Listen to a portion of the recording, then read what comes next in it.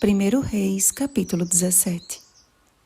Da panela a farinha não se acabou, e da botija o azeite não faltou, segundo a palavra do Senhor, por intermédio de Elias. Versículo 16. Em tempos de uma grave crise espiritual, o Senhor suscitou um grande profeta. Com a autoridade dada pelo céu, Elias proferiu ao rei Acabe o juízo que sobreviria à nação de Israel.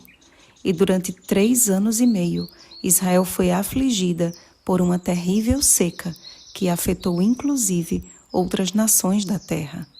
Contudo, Deus poupou seu servo de sofrer os reveses de um reino apostatado e idólatra.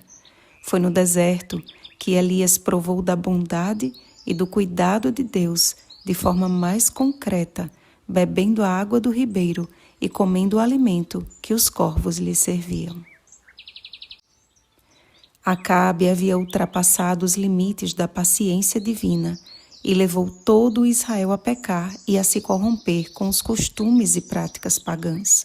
E como se não bastasse andar ele nos pecados de Jeroboão, filho de Nebate, tomou por mulher a Jezabel, filha de Etibaal, rei dos Sidônios, e foi e serviu a Baal e o adorou. 1 Reis, capítulo 16, versículo 31. Sua rebelião não somente se tratava do resultado direto de seu envolvimento com a idolatria de sua mulher, mas tinha um objetivo claro, para irritar ao Senhor, Deus de Israel. 1 Reis, capítulo 16, versículo 33. Acabe desafiou o Senhor, e isso não ficaria sem resposta. Enquanto isso, diariamente, Elias meditava no silêncio de seu refúgio e buscava aproximar-se cada vez mais do Senhor, perante cuja face estava. Não sabemos quanto tempo ao certo durou aquele acampamento de um homem só, mas passados dias, a torrente secou. Não era, porém, o momento de voltar para casa, e sim de avançar para um novo destino, o que deixa claro que outras nações também sofreram com a seca. Sobre a viúva de Sarepta, Jesus declarou: Na verdade vos digo que muitas viúvas havia em Israel no tempo de Elias, e a nenhuma delas foi Elias enviado, senão a uma viúva de Sarepta de Sidom. Lucas capítulo 4, versículos 25 ao 26. A cada refeição, aquela viúva estrangeira contemplava um milagre em sua cozinha. Sua confiança e submissão à vontade de Deus, através da palavra profética, ilustra o que tem ocorrido no tempo do fim, quando o Senhor mesmo tem procurado as suas ovelhas e as tem buscado. Ezequiel capítulo 34, versículo 11. Mas uma coisa ainda lhe faltava, e era preciso muito mais do que a abundância de alimento para convencê-la disso. Foi diante da morte de seu filho que sua verdadeira necessidade foi exposta. Vieste a mim para trazeres à memória a minha iniquidade? Presa a um passado escuro, aquela viúva vivia atormentada pelo peso da culpa. Ela entendeu o infortúnio de seu filho como sendo castigo pelos seus erros passados. Não havia farinha ou azeite que pudesse satisfazer a sua necessidade de sentir-se perdoada.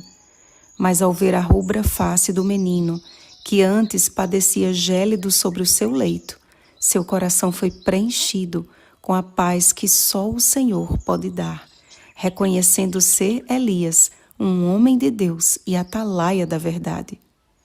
Nisto conheço agora que tu és homem de Deus e que a palavra do Senhor na tua boca é verdade. Jesus declarou: De fato, Elias virá e restaurará todas as coisas. Mateus capítulo 17, versículo 11. Como João Batista foi um tipo de Elias no Novo Testamento, Deus suscitou um povo no espírito e poder de Elias dentre a última geração da terra. Com fome e sede de ouvir as palavras da vida eterna, muitos têm aceitado o convite da graça, mas nem todos compreendem a sua dimensão, até que lhe seja de fato provada como algo de cunho pessoal e intransferível, como foi na experiência daquela viúva. Eis o maior milagre que pode nos acontecer, amados, o de ouvirmos a nosso respeito. Nisto conheço agora que tu és homem de Deus, que tu és mulher de Deus, e que a palavra do Senhor na tua boca é verdade. Deus está levantando um povo peculiar, que maneja bem a palavra da verdade, 2 Timóteo capítulo 2, versículo 15, que dá o sonido certo da trombeta, Joel capítulo 2, versículo 1, e que tem bom testemunho dos de fora, 1 Timóteo capítulo 3, versículo 7. Homens e mulheres cheios do Espírito Santo, submissos à vontade de Deus e que não temem chamar o pecado pelo nome e agir em defesa do que é correto. Cada um na esfera de seu chamado, entendendo que na diversidade de dons é necessário haver unidade. Seguramente, amados, a vida de Elias aponta para a realidade do último remanescente de Deus, que, penso eu, já começou a experimentar seu cumprimento escatológico. E diante dessa realidade tão próxima, a pergunta é: estamos apercebidos quanto a isso? Que o tempo de deserto nos habilite a subir ao monte da batalha final, na força e no poder do Senhor, Deus de Israel. Avante, último Elias. Oremos, amados. Senhor, Deus de Israel, temos um chamado sagrado e solene para dar ao mundo como som de trombetas.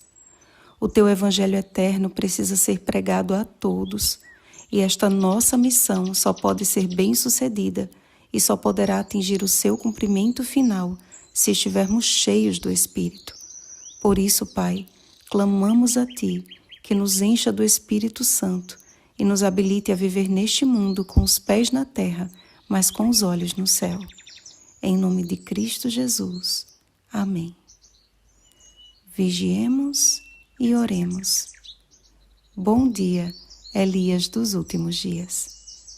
Oremos pelo batismo do Espírito Santo. Oremos uns pelos outros. Rosana Garcia Barros.